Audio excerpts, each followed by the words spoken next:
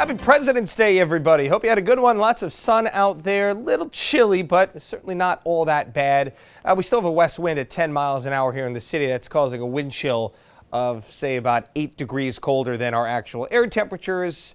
Bundle up out there as we head through tonight.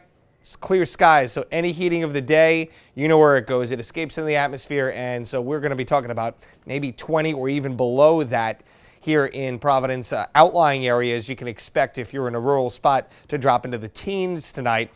But we do have another sunny day on the way tomorrow, another one on Wednesday, and even part of Thursday before our next storm system. That energy is arriving the Pacific coast right now, and it's going to kind of hang out here for a few days before it finally progresses westward. So here we are into Tuesday. Finally, Wednesday, there we get to start to get that progression of the jet stream. And here's the energy right up on our doorstep Thursday night. Now, we'll just have to monitor this because since it's coinciding with the night, a nocturnal event at the start, there could be a little bit of mixing in higher elevations, probably in Providence County, but mostly it does look like it's going to be rain from start to finish here. Now, as we head into the day on Friday, we get that southwest wind coming up. We'll actually have a chance to bring our temperatures to around 50 across parts of the area, but when you're lacking the sunshine, it's not even going to be a super enjoyable day out there. Certainly not when it's probably raining all day long.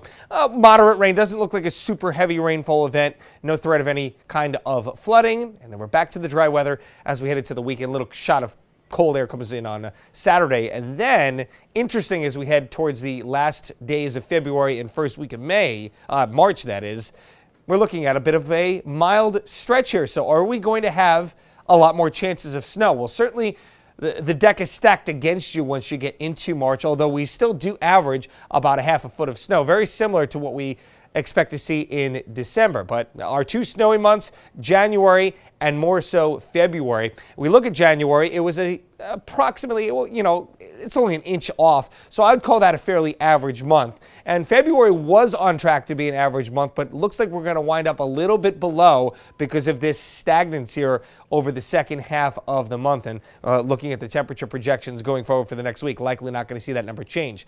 So on the whole here, I would say a slightly below average winter, not the dearth of snow that we saw last year where we had practically nothing, but we'll see what the second half of March has in store. It certainly is a wild card month, but again, looking at those projections early on here, very high probability of above average temperatures.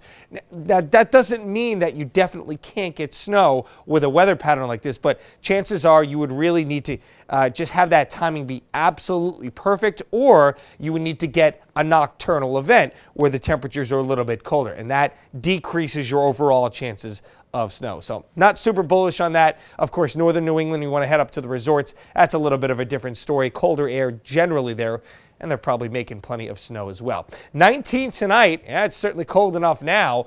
Grab that jacket, heavy jacket, as we head into tomorrow morning. Nice day tomorrow. 35, light variable wind. We moderate to seasonable on Wednesday. Thursday looks great, 44 and mostly sunny. Rain comes in on Friday, even though it's the, again, mildest day of the week here. A little colder Saturday, back to the 40s for Sunday and Monday with plenty of sunshine. Do you have our Now Local News app yet? Well, if you don't, first check out these videos. This was sent in to us by Jennifer. He's got the puppies hanging out, running around, and no white in the sky, no clouds at all. Beautiful blue sky, but we still have that nice snowpack on the sky. She says, no school, let's have some fun in the snow. That's a great idea. I hope you all, again, are enjoying this February vacation weekend. If you don't have that app yet, there's your QR code on the screen. Whip out your phone. That'll take you right to the download link. But as John mentioned before, you can go anywhere that you get your apps, and you can find it by searching Now Local News. Really, really nice day out there. Little cold, sure, but acceptable. The sun, it's dry, yes, and it's gradually warming up, and it really is turning out to be a nice week weather-wise for people on vacation. That's it. We'll end it with some rain on Friday, but that's really looking like our only storm here, even as we look ahead into next weekend. As we mentioned, generally a milder trend, so anybody who's kind of trying to hold on to winter here, you may have to wait till, maybe later in March where we get a couple of cold shots and, winter's It's last. always possible in March. March is such a tease, isn't it? Oh, yes. You feel like, spring is here, and then no, it's not. I don't even phone it in April anymore. I mean, in fact, I think it was 2019.